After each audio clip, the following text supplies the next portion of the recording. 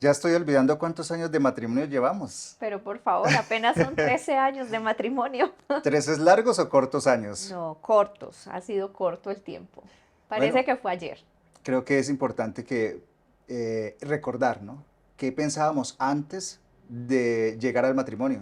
Bueno, pensaba que el matrimonio era para ser feliz al lado de una persona, para construir unos sueños, unos proyectos, para acompañarnos, estar juntos. Bueno, realmente por un momento no creía en el matrimonio. Pensé que eso era para ser esclavo, para ser sometido y perder la libertad. Eh, por un momento no anhelaba realmente el matrimonio. Creo que tenía muchos conceptos cerrados.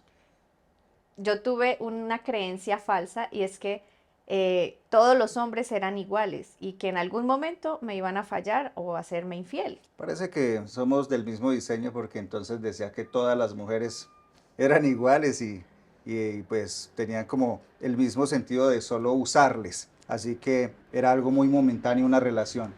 Eh, Hace 8 años me cambió la perspectiva un libro muy interesante que se titula El matrimonio sagrado y una frase realmente transformó la manera de ver el matrimonio y decía, ¿y qué tal si el matrimonio no es tanto para la felicidad como para la santidad?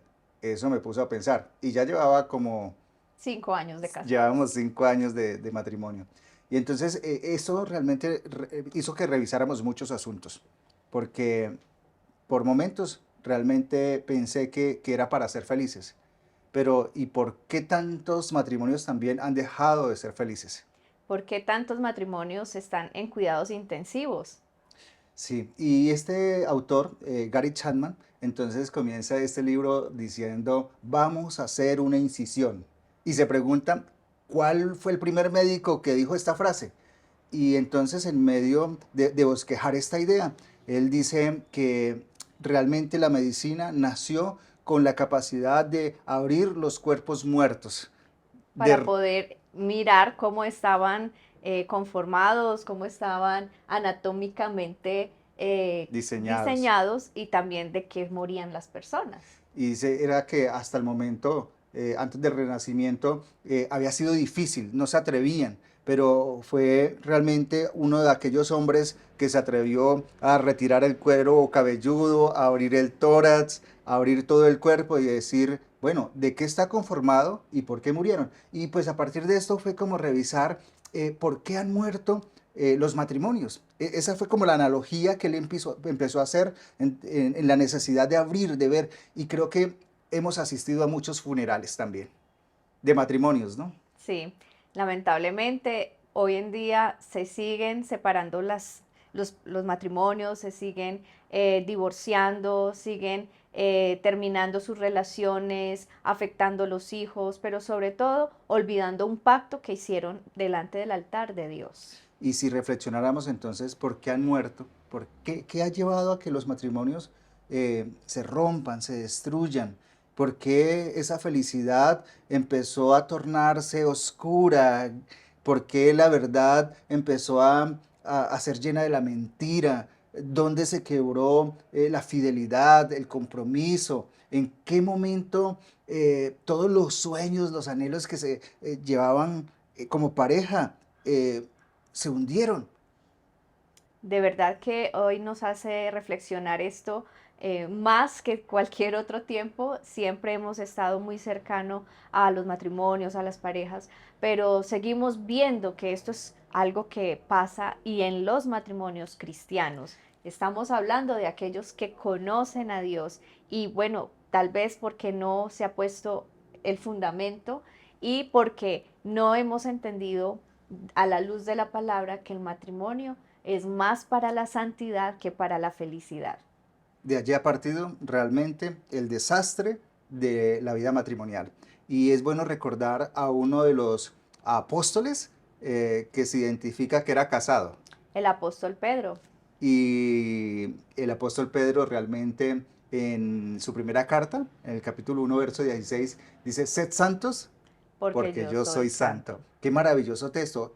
Un apóstol que vive en matrimonio entendió que la mayor demanda, el mayor propósito del ser humano es la santidad. Por supuesto que el matrimonio entonces es para la santidad. Y no dijo que fueran felices, que adquirieran o conquistaran todos sus sueños, sus metas, porque eso era el todo de la vida, sino sed santos porque yo soy santo. Entonces, de allí parte que el matrimonio es para la santidad. Pero también el apóstol Pablo, hablando a los filipenses, me parece importante cuando dice en el capítulo 4 verso 4 regocijaos. En eh, el Señor. Otra Otra vez vez les os digo, digo, regocijaos. regocijados. Y entonces habla de ese regocijo o esa felicidad y dice, no se alcanza a través de personas, de las metas, se alcanza a través del Señor. Y parte entonces que tanto la santidad es en Dios como la felicidad o el regocijo es en Dios. Entonces el regocijo en el Señor es la alegría que se tiene, que se recibe de Él, el gozo que permanece a pesar de las dificultades. Y cuando uno pone la otra persona como su todo, su vida, su alegría, en algún momento falla y entonces va a tener la frustración, va a tener el dolor, va a tener la herida. Si fijamos más la otra persona como esa fuente de alegría y de felicidad, en algún momento eso va a acabarse porque nos equivocamos, porque llegan los momentos en que nosotras como mujeres tenemos nuestras variaciones en el Muchas. mes.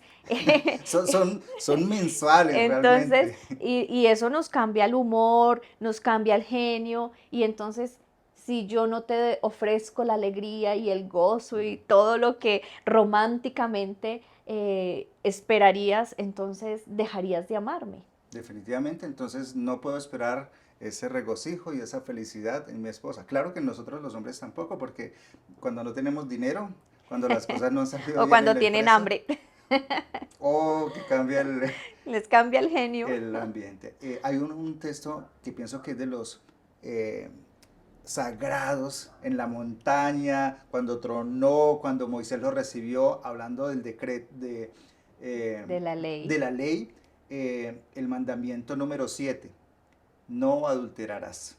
Y habla entonces de la capacidad de ser fiel, de ser santo y dedicado en cuerpo, alma y espíritu para una persona. Y eso es muy importante entenderlo, que se llega a esa capacidad cuando ha cumplido el primer mandamiento, que es no tener otros dioses, sino Dios es lo primero en su vida. Partiendo de eso, va a ser posible llegar a cumplir ese mandamiento de no cometer adulterio. ¿Y qué dices del otro? El 10 no codiciarás. No vamos a codiciar, no vamos a mirar con ojos de deseo a quien no nos corresponde, sino a nuestro esposo. Y solamente vamos a cuidar de no hacerlo si cumplimos con ese primer Ahora, mandamiento. Jesús puso más difícil el asunto, ¿no? Porque ya pasó del acto físico a Al del decir corazón, cualquiera que mira a una mujer para codiciarla, desearla, ya adulteró con con ella. ella en su corazón. Claro, el problema no es solo de los hombres. Por supuesto que no, es de hombres y de mujeres.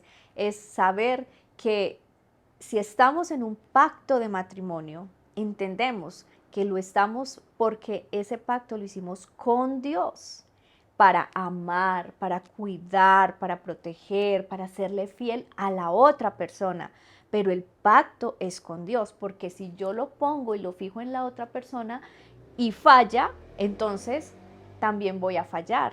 Y aquí esto es, el matrimonio nos consagra, nos aparta para cuidar al otro, nos aparta y nos consagra para una relación de fidelidad, de compromiso, cuando entiendo que mi fidelidad es primeramente a Dios.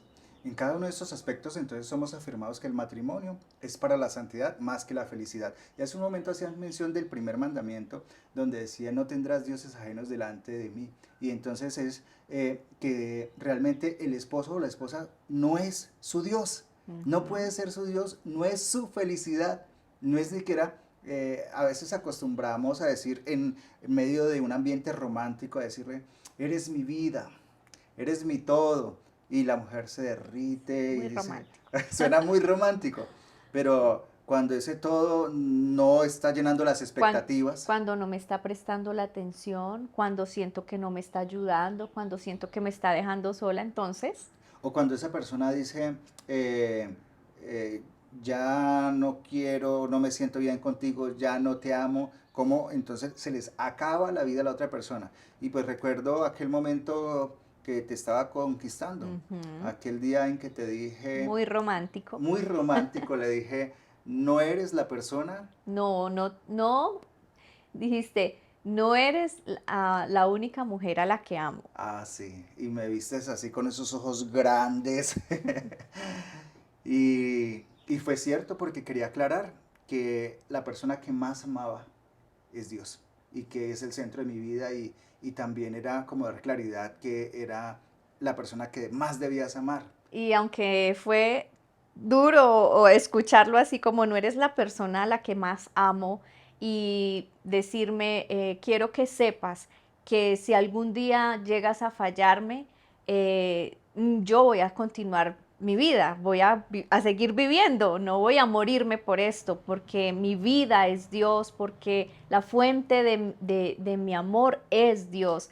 Y eso en verdad me dio mucha tranquilidad y confianza, pero a la vez me desafió.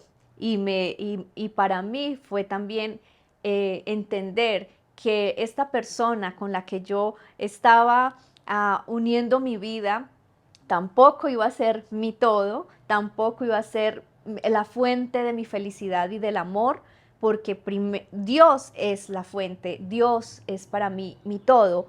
Y a partir de ahí, lo demás ha venido como esa añadidura que permanece y que construimos diariamente y que nos cuidamos diariamente en ese pacto de fidelidad, porque entendemos que nuestro matrimonio es un espacio sagrado de santificarnos, de apartarnos, de consagrarnos para Dios. Ambos nos ayudamos en eso. Esas dos conversaciones realmente también me dieron mucha tranquilidad.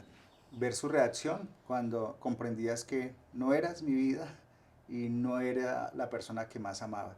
Y eso nos dio seguridad en el objetivo que teníamos, y era amar más a Dios, que nuestra mayor relación tenía que ser Dios, que Así allí es. partía entonces que íbamos a seguir construyendo, y pero que el matrimonio iba a ser un escenario para que el carácter de Dios fuera pulido en nosotros, porque entonces, ¿qué es lo que hace Dios en el matrimonio? Dice, sométase unos a otros. Ujú. Qué difícil es someter. Respétense, Ujú. Amén. ámense. Esperen, y este también fue un Ujú. principio bien, bien importante de empezar a trabajarlo en medio del esperar llegar al día del matrimonio, y era esperar. Venían muchos textos a mi corazón, como que los que esperan el Señor tendrán nuevas Ujú. fuerzas, levantarán alas como las águilas. Oh, tienen que esperar, pero también esperar para poder eh, Expresar expresar, disfrutar de todos los deseos, y deleites. pasiones que se generan en medio de una relación. Y uno está desesperado, desesperado porque se llegue ese momento, pero no, hay que esperar. Entonces, para saber esperar y para mantener la santidad, recuerdo los compromisos que hicimos también en una de esas Ujú. tardes románticas, tardes del sol, Del sol llanero. del sol llanero, del sol ocultándose, en la cual acordamos que no nos besaríamos. Hasta el día de nuestro matrimonio, cuando el pastor dijera, ahora puede besar a la esposa. Eso fue muy difícil. Por momentos realmente yo dije, ¿por qué hice esa oración? Y entonces estaba dándole besitos por acá, besitos por acá, besitos por acá, y ya quería darle el besito en los labios. Y hay que esperar, hay que esperar. O cuando empezaban los toques, los toques, los toques, ya. Eso fue muy difícil, pero fue a partir también de un principio, y era saber esperar y entender que era honrar, que era honrar una palabra, que era honrar a Dios, y que si fuera por mis deseos, por mis pasiones carnales, lo hubiéramos hecho. La verdad, nos hubiéramos adelantado al proceso, pero fue realmente entender que lo único que queríamos hacer en el matrimonio era hacerlo de manera apartada, santa y en el que honráramos a Dios. Y eso algo también que me ayudó a mí como mujer a entender de él como varón en ese compromiso de honrar a Dios, es que si tenía la capacidad de esperar en ese tiempo tan romántico y donde se está a flor de piel la emoción y podía respetar el compromiso, entonces eso me daba seguridad también de que en un futuro, cuando ya estuviéramos casados, tendría también la capacidad de contenerse y de dominar sus pasiones cuando tuviese alguna otra oportunidad o de esas tentaciones que no dejan de estar, porque ya me había demostrado que estaba comprometido con Dios, a honrar a Dios, y que a través de eso me estaba honrando a mí y me estaba amando a mí. Entonces yo creo que para ir cerrando y para ir concluyendo este primer momento sobre la santidad del matrimonio, que más que felicidades para la santidad, es entender que si lo hacemos de corazón, porque amamos a Dios y porque vamos a ser fieles a Dios, estamos amando y siendo fiel al otro. Es que realmente el esperar, aunque fue difícil y fue un acto de santidad y de honra, fue saber esperar, pero trajo satisfacción y luego trajo felicidad, porque el habernos adelantado a ese proceso sencillamente Nos iba a traía traer, condenación y mucha culpa. así es, Y era hacer las cosas a y escondidas. desconfianza. Después conocemos situaciones de una familia donde se adelantaron a los Sí. hechos y después el esposo no dejaba de recordarle a su esposa que habían pasado esas cosas y todo eso se tornaba en una inseguridad dentro de su La culpa matrimonio. era, eres fácil, pero él era un irrespetuoso. Ujú. Entonces creo que la prueba de fidelidad, de pureza, de compromiso, de santidad, se da en ese espacio de saber esperar, en el compromiso y en la honra del matrimonio. Eh, y recuerdo ese momento donde se llegó el instante de la ceremonia y del primer beso. Eh, casi me como esos labios. Fue, qué beso, ¿ah? Ya la gente decía, suéltela, suéltela. Pero fue también un acto de celebración en medio Sí, de toda la sí, iglesia que nos acompañó y de amigos, fue de... testigo de ese momento y fue, de verdad, fue una celebración, la gente aplaudía, gritaba. Entonces, en realidad, algo que parece tan normal dentro Sí. de una relación de novios o de comprometidos para un matrimonio, esperar el momento del beso que abre como ese camino a lo que va a ser la intimidad, la sexualidad y todo ese cariño, el afecto y el romance que se va a vivir, eh, viene a ser una Sí. celebración aún para los mismos Y testigos. después de ese beso la gente aplaude y salimos por medio de esa calle de honor, en medio de abrazos, lo despiden a uno, bueno, comparte la recepción, uno quiere que se termine ya e irse solo con su esposa, pero realmente es bajo la aprobación, el respeto, la gente va a saber lo que va a acontecer después, pero que todo se hace en esa honra y creo que es lo que trae felicidad cuando se honra a Dios. Entonces la Exactamente. honra a Dios, la Trae santidad de Dios felicidad. trae felicidad. Creo que ha sido la parte de ir construyendo. Sé que no es una ley, es un propósito que las personas esperen hasta el altar para el beso. Muchos no han esperado, muchos han comenzado quizás esto bajo otros argumentos, no tenían la fe, no tenían los principios, pero creo que a partir del momento que empezamos a relacionarnos con Dios, empezamos a construir en esa santidad, en esa verdad y empezamos realmente a decir, vamos a hacer las cosas bien. No quiere decir que porque llegamos ahí lo hemos hecho antes bien. Nos habíamos equivocado muchas Sí. veces, habíamos experimentado relaciones, pero fue hacer un par en el camino y decir, ahora lo vamos a hacer bien y a partir de ese instante, entonces vamos a construir esa santidad y esa verdad en relación con Dios que va a traer bendición sobre la relación matrimonial. Y que finalmente se va a disfrutar de una felicidad que va a Es ser construida en la más santidad. duradera y que entendiendo que el matrimonio es temporal en el sentido de que somos de aquí de esta tierra y hasta que la muerte nos separe, pero nosotros desde ya en el matrimonio nos preparamos también para una eternidad. Así que vamos a orar juntos, vamos a orar y que el propósito de esta oración es que vivamos para la santidad más que para la felicidad.